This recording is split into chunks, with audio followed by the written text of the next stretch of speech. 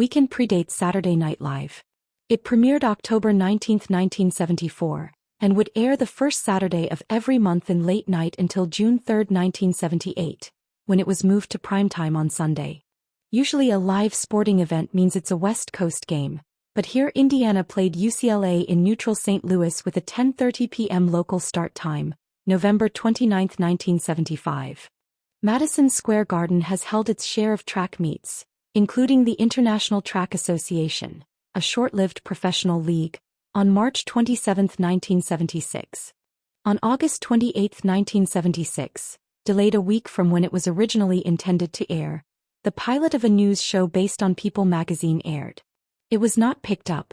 The International Track Association folded in August 1976, so on February 12, 1977, NBC was free to air the Vitalis Olympic Invitational track meet.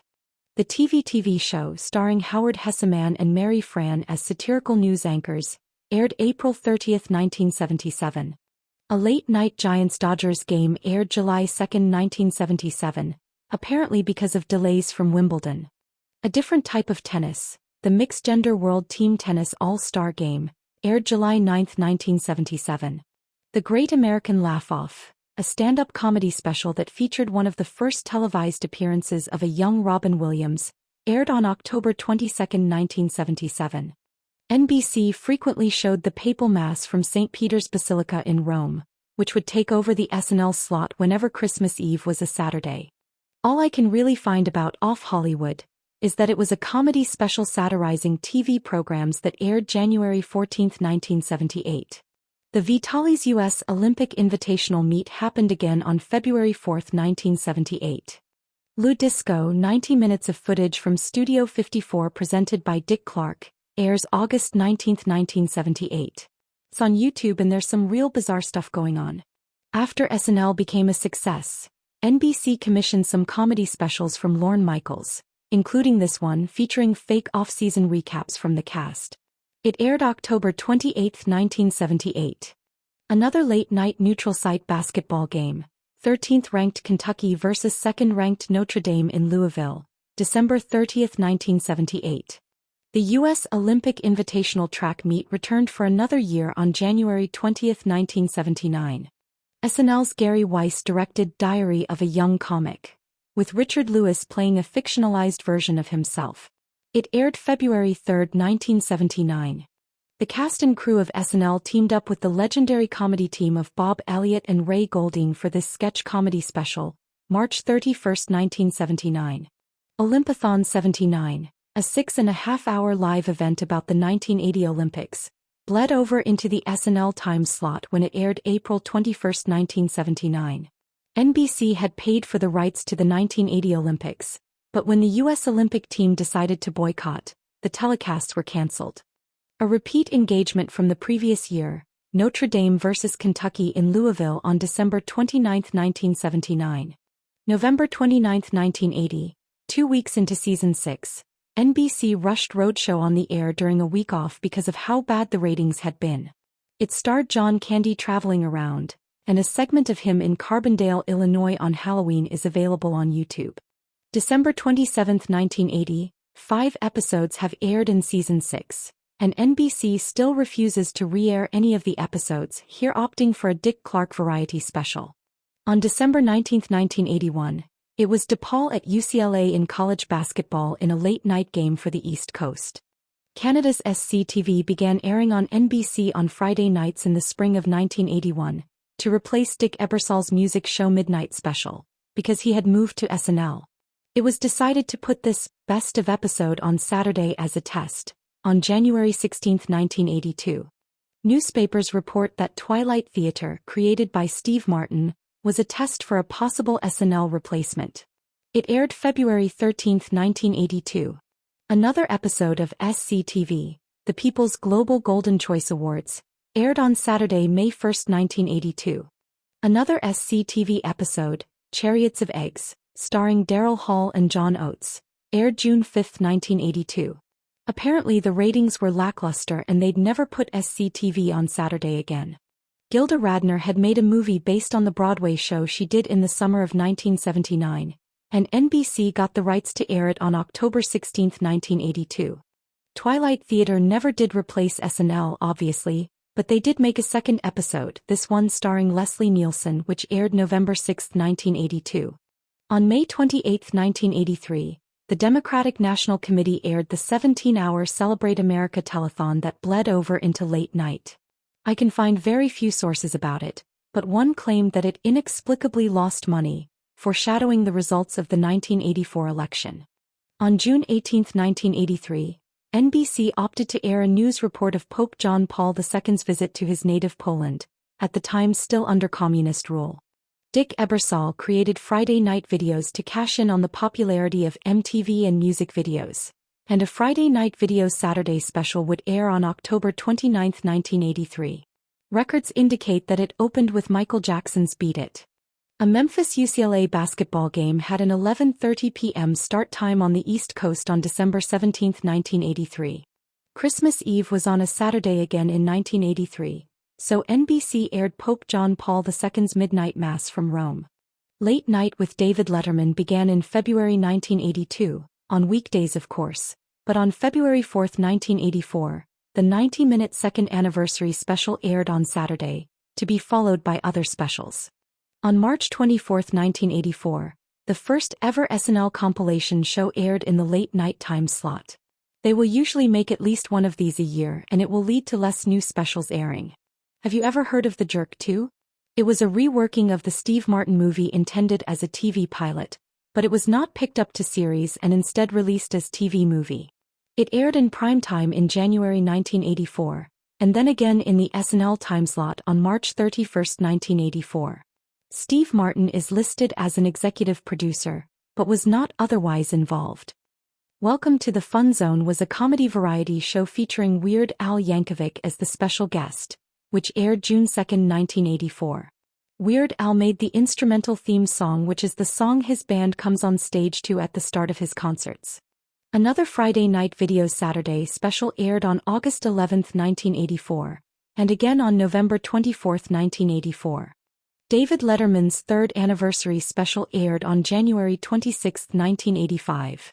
Dick Ebersol saw the ratings that WWF events, The Brawl to End It All, and The War to Settle the Score, did on MTV, and he reached a deal with WWF for Saturday night's main event, to air on SNL's Weeks Off.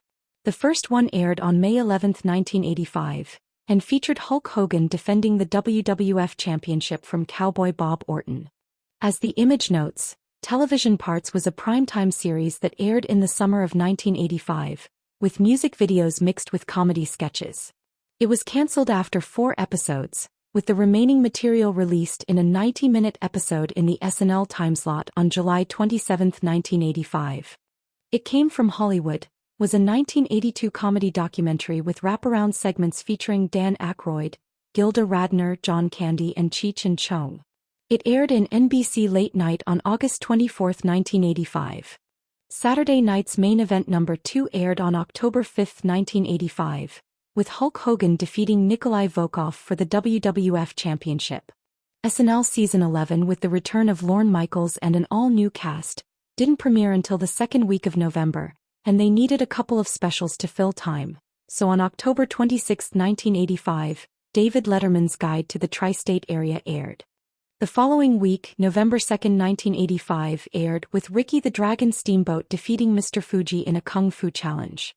After 3 weeks of Season 11, too soon to re-air those episodes, not wanting to show old episodes with people no longer on the show, David Letterman's Holiday Film Festival aired on November 30, 1985. Saturday night's main event number 4 aired on January 4, 1986. With Hulk Hogan defeating Terry Funk for the WWF Championship. David Letterman's 4th anniversary special, with new segments recorded on a 747 while in flight, airs February 1, 1986. Saturday night's main event number 5 aired on March 1, 1986, with the Dream Team of Brutus the Barber Beefcake and Greg the Hammer Valentine retaining the Tag Team Championships by defeating the British Bulldogs. A month later, on May 3, 1986, Saturday night's main event number 6 aired, with the British Bulldogs now retaining the Tag Team Championships against Nikolai Volkov and the Iron Sheik. It sounds a little crazy to say this, but to the best of my knowledge the SNL Timeslot on September 27, 1986, was a re-airing of the pilot to L.A. Law, which had first aired 2 weeks prior. The following week, October 4, 1986, Saturday night's main event number 7 aired, with the British Bulldogs retaining their tag team championship over the Dream Team. A special situation. October 25, 1986 was supposed to be a new episode with Rosanna Arquette as the host, but Game 6 of the World Series went into extra innings and NBC's broadcast of it would not end until 12:32 a.m. Eastern Time, leading to the cancellation of SNL. The show was recorded and aired 2 weeks later. Some advanced TV listings still say the Rosanna Arquette episode was to air the following week, but the Jay Leno special aired on November 1, 1986 instead. Saturday night's main event number 8 aired on November 29, 1986, with Hulk Hogan defending the WWF Championship from Hercules Hernandez. Number 9 aired on January 3, 1987, where Hulk Hogan defeated Mr. Wonderful Paul Orndorff in a steel cage match. In what would become a new tradition, the NAACP Image Awards aired on tape delay in the SNL Timeslot, January 17, 1987. David Letterman's 5th anniversary special aired on February 7, 1987. This would be the last Letterman special to air on Saturday night. It's just a bunch of Saturday night's main events now. Number 10 was on March 14, 1987. Number 11 was May 2, 1987. Number 12 was October 3, 1987. Number 13 was on November 28, 1987. Number 14 was January 2, 1988. The NAACP Image Awards aired again on January 16, 1988. Saturday night's main event number 15 was March 12, 1988. Number 16 was April 30, 1988. In another first for SNL, the first themed compilation episode, this one about political sketches, aired on April 16, 1988. Within a few years the Christmas compilation episode will air and become an annual tradition. I don't know why it aired in the late-night time slot, but Michael Jackson Around the World, a TV special with footage from the Bad Tour, aired on July 30, 1988. After missing out on the 1980 Olympics and losing the 1984 Olympics to ABC, 3 weeks of SNL reruns every fourth summer would be replaced by the Summer Olympics, in this case September 17 to October 1, 1988. Saturday night's main event number 17 aired on October 29, 1988, and number 18 aired on November 26, 1988. On December 24, 1988, before the Midnight Mass from Rome, NBC aired Noel Best Wishes for a Merry Christmas, and this eBay listing is almost the only proof that I can find that it existed. It also shows that the New York Times listing wasn't a typo, and her name is in fact spelled P.F.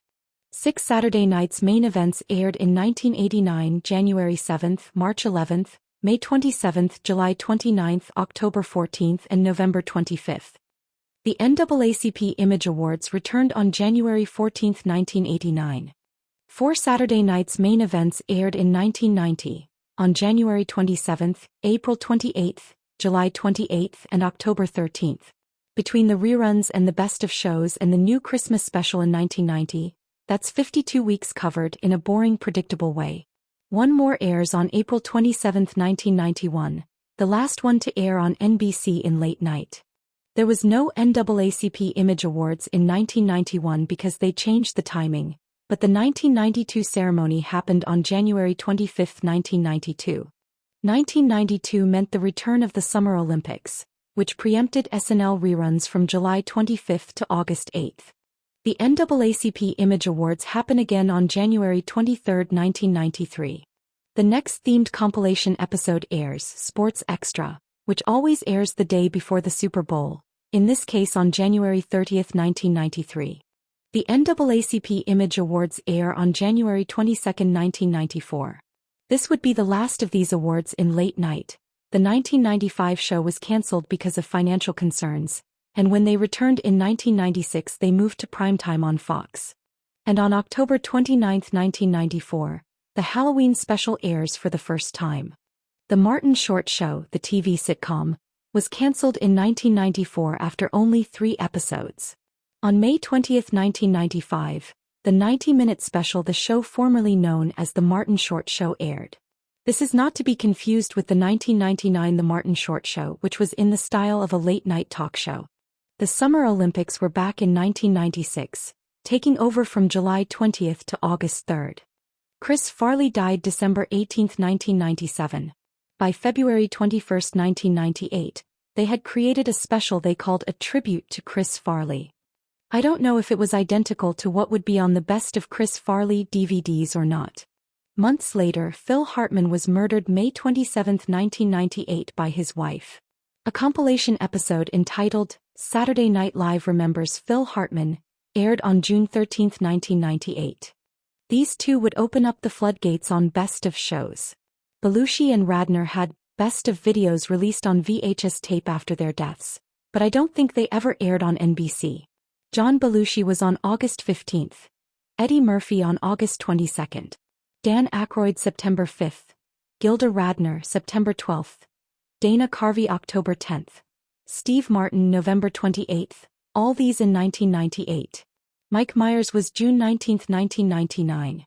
And I swear there was Tim Meadows September 9, 2000, though they never made a DVD of it. The Summer Olympics were back from September 9 to September 30, 2000. In 2002, NBC added the Winter Olympics. This now affects SNL's production calendar, and they need to take 3 weeks off from February 9 to February 23. The Best of Molly Shannon aired April 28, 2001. Will Ferrell was on September 28, 2002. Chris Kattan was September 27, 2003. Tracy Morgan was October 25, 2003. Will Ferrell Volume 2 was December 20, 2003. Christopher Walken was May 22, 2004. The 2004 Summer Olympics aired from August 14 to August 28. The Best of Sherry O'Terry was released September 4, 2004. Never forget that the John Lovitz special was September 11, 2004. Jimmy Fallon was October 16, 2004. Tom Hanks was November 6, 2004. Alec Baldwin was May 28, 2005. And David Spade was October 15, 2005.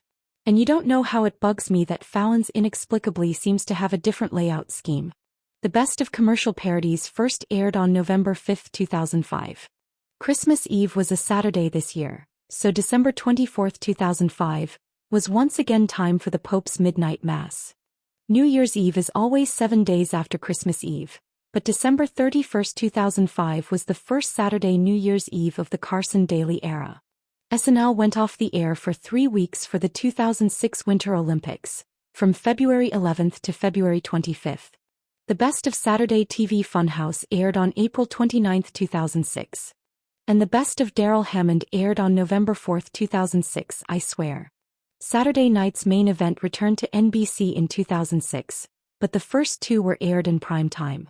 Number 35, airing on June 2, 2007, and number 36, airing on August 18, 2007, moved back to the Saturday night late-night slot. The first Thanksgiving compilation airs on November 24, 2007, but many columnists think it's an easy episode to air during the writers' strike. The Summer Olympics air on NBC from August 9 to August 23, 2008.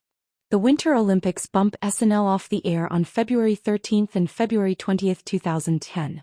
Christmas Eve is on a Saturday again, so here's Pope Benedict on December 24, 2011. And New Year's Eve with Carson Daly on December 31, 2011.